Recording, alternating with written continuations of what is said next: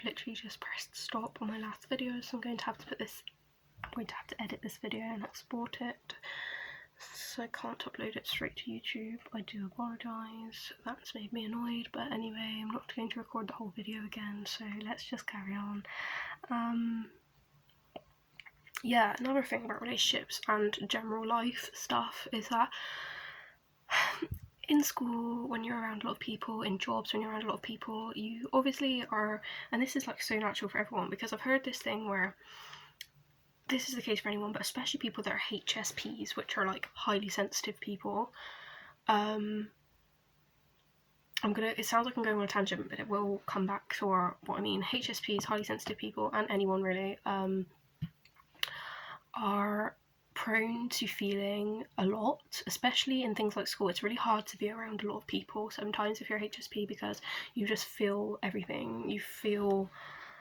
You take in energy of people, you have your own issues, but when there's like a person with a lot of opinions, it's really hard to deal with. And that's sometimes why antidepressants, which I'm not on, but I haven't been on antidepressants, I've been on a psychiatric pill with my mental health issues, which I've gone into in the past, it allows you to shut down that like emotional side and like live, and like it's kind of like an escape from all that feeling. So that's why things like bullying and conflict can be really difficult to handle, especially if you're a HSP. Well, obviously no one wants to be bullied or have conflict, but especially when you're HSP, it's like really like so much to deal with. Highly sensitive person. So going back to what I was saying, and I feel like when you're like in school and like jobs and stuff, you have this like thing where you kind of can quite easily, because you feel like you have to, or you don't really realise you're doing it, internalise other people's beliefs about you. But the fact is, like, everyone's got their own opinion based on their own set of beliefs and their own like lives and their own like traumas and stuff. So like I'm just learning to like release like other people's beliefs. Like I don't know how valid astrology is, because apparently it's not science, but I've heard that we're in a new astrological era called Aquarius. We've moved from Pisces, I've mentioned in the past, where people look to others for like life and everything, whereas now in Aquarius we look into ourselves for like our opinions and everything. But like I'm like releasing other people's beliefs about me, and like yeah, and like I swear as well, like in a couple of past relationships I've found myself obsessing a bit, where like I kind of knew on a level that was unhealthy, but I couldn't kind of help it. So I think now, and I think obviously, yeah, that's like part of my own personality to get like, I think also lockdown hasn't helped, to be fair. I think my anxiety or whatever is just focused on something, so I'm a bit of a focuser, to be fair. I think we all are to an extent. If you haven't got much to focus on, you're going to focus on a relationship, do you know what I mean?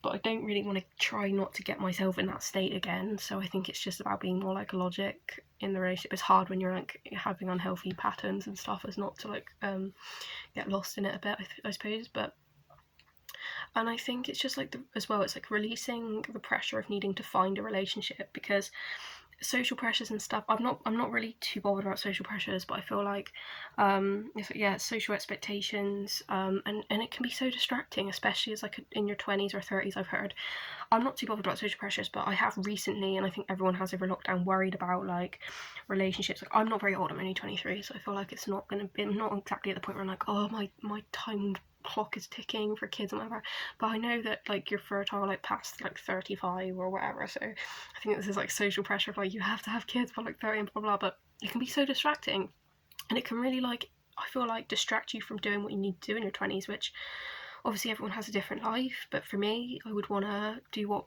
the majority of people do in their 20s, I feel like.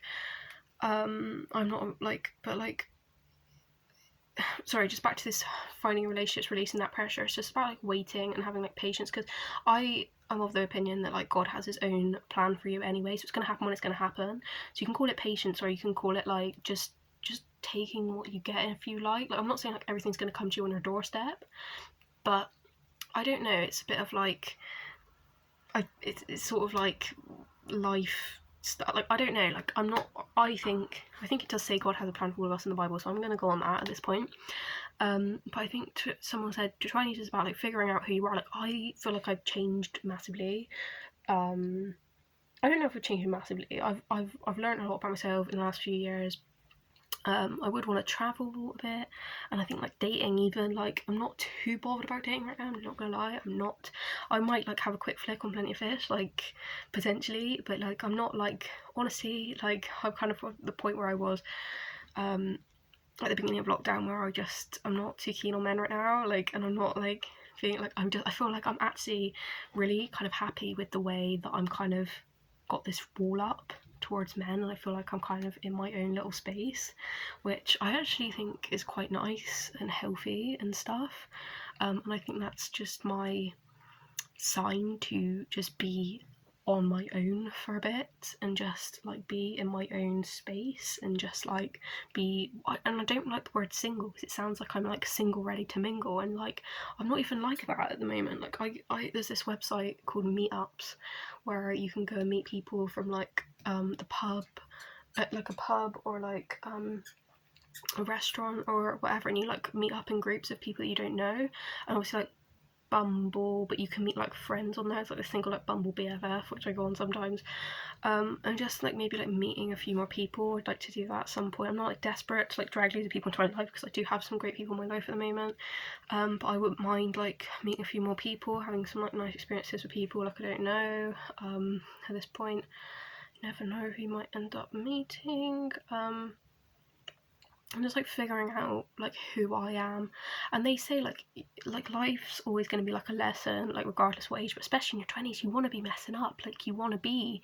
I think like there's this like there's always going to be a social pressure for pretty much everything, to be fair, but I think it's just like people just think, oh, you need to have everything like sorted, especially with like uni crap and like how we're socialized to go to uni and like get an amazing job, and you're going to invest all your time into uni, and then you're going to get a great job and have a perfect life and get married and everything's going to be happily ever after. Well, and that's probably part of the way that we're conditioned to want to have everything sorted, and everyone's the same at some points in life, but it's a time to mess up, and it's a time to like get things wrong, like, and like just literally just make mistakes, because you don't really, apparently I've heard that early 20-year-olds, they don't really know what life's about. There's a lot to learn apparently, and a lot to really get. So I'm happy I've messed up, do you know what I mean? Because I've come out the other end smarter. Yeah, and it's a process of elimination in life sometimes. You know, you do things, you're like, oh, I'm not too bothered about doing that again, or yeah, I'd like to do more of that, or like, maybe I could try this is a slight variation of this, or this is completely different, let's try that, and blah blah blah. And it's what life's about, and to be honest with you, I'll probably just like adapt. I just want to adapt as a person, I just want to do more stuff. And like, because like, I'm not being funny, when I was like 17, I'm gonna end this video into another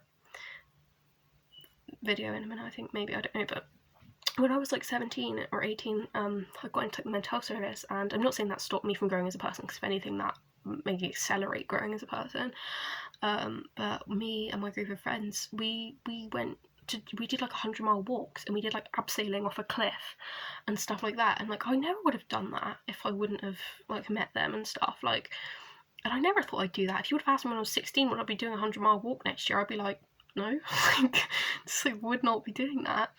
And I even see now, it's like I feel like I watched this podcast on this. I do think things make sense after a while. I'm not saying like I'm 40 and like I've lived enough life, but I have lived 23 years. I feel like sometimes things do make sense sometimes, like where you think, oh, like everything is like supposed to happen the way it does. And I don't want to get too like universally, because I think there's a lot of, you know, traps that you can fall into when you start relying on, you know, universal social sayings. So I don't want to go too deep into that. Like, I'm not saying like some stuff can be helpful for some people, but I don't know. But what I'm trying to say is that,